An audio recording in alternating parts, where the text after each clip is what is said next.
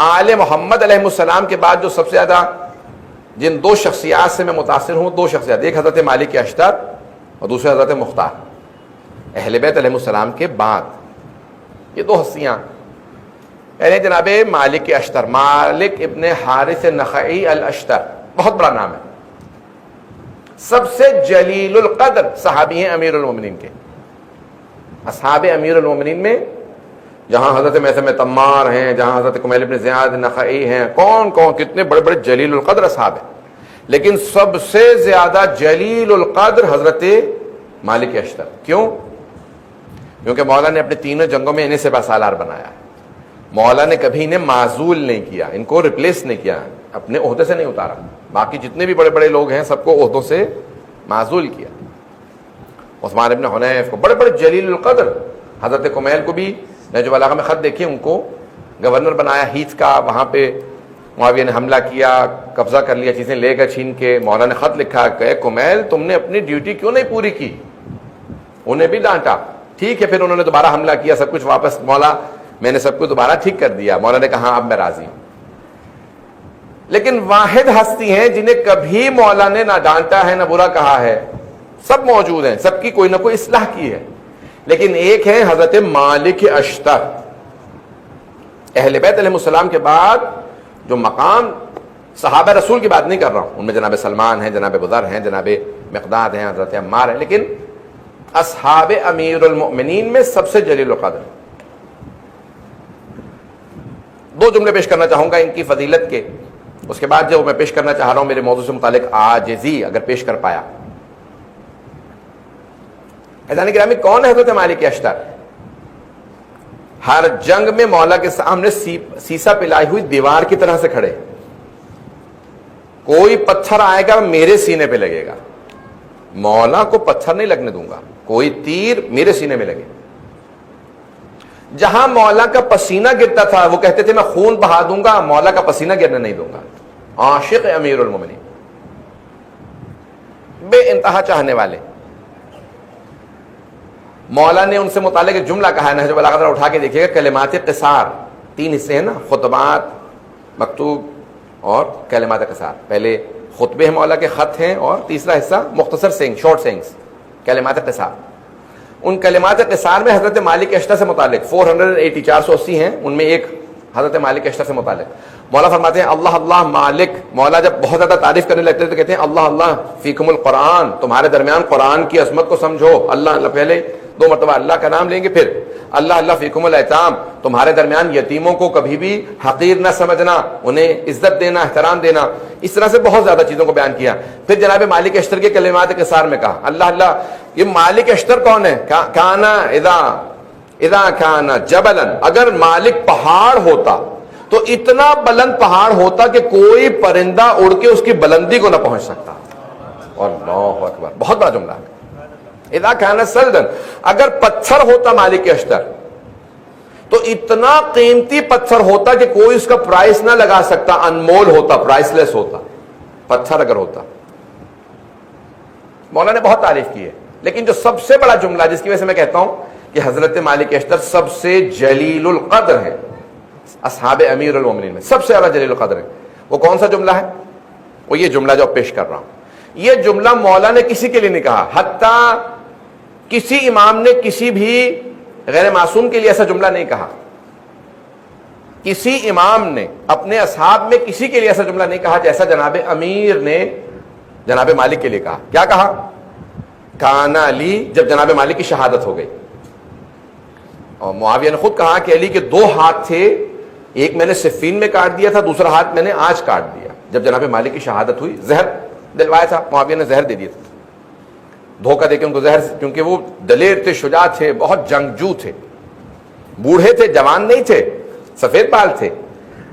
اشتر اس لیے کہتے تھے کہ ان کی جمل میں ایک تیر لگا تھا، بھم کٹ گئی تھی، اس لیے اشتر کہا جاتا تھا۔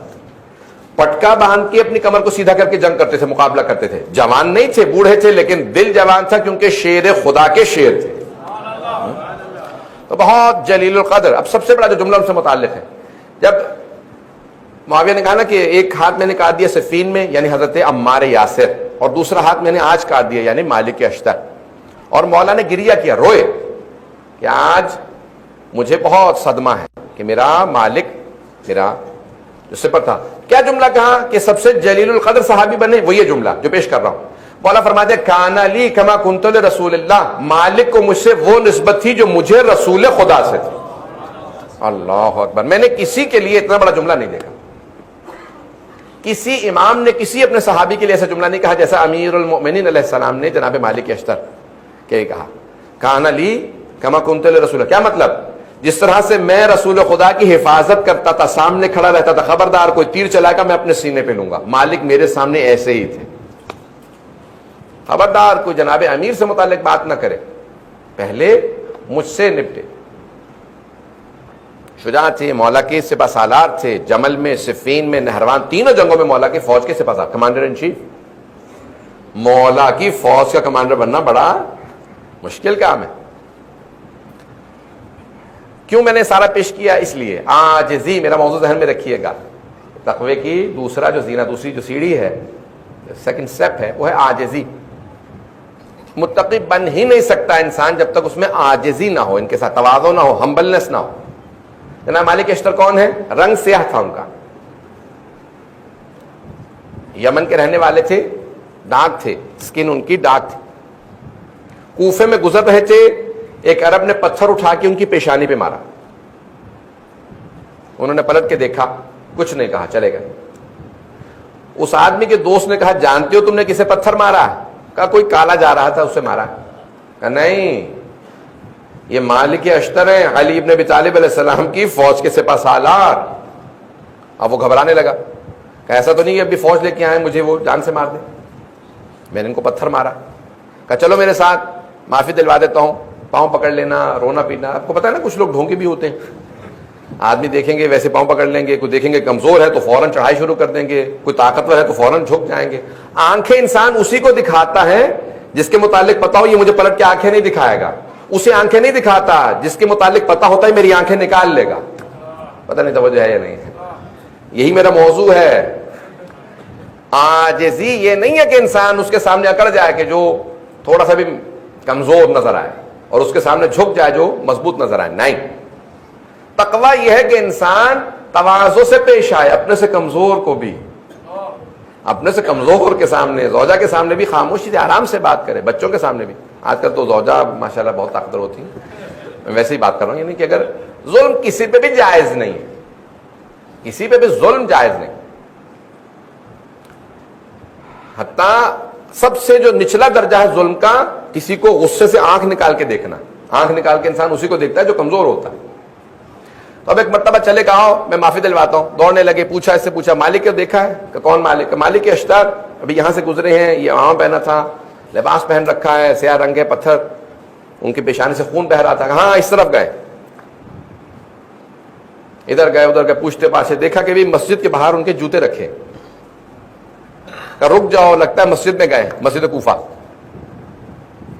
انتظار کر رہے تھے، جیسے باہر آئے یہ آدمی پاؤں میں گر گیا. مجھے معاف کر دیں، مجھے پتا نہیں تھا آپ کون ہیں، میں نے آپ کو غلطی سے پتھر مار دیا. تو جناب مالک اشتر نے کہا میں ابھی ابھی خدا کی بارگاہ میں 2 رکعت نماز پڑھ کے تیرے لیے توبہ کر کے آیا. پروردگارہ اسے معاف کر دے، یہ جانتا نہیں کہ میں کون ہوں. نہیں پہنچا سکا.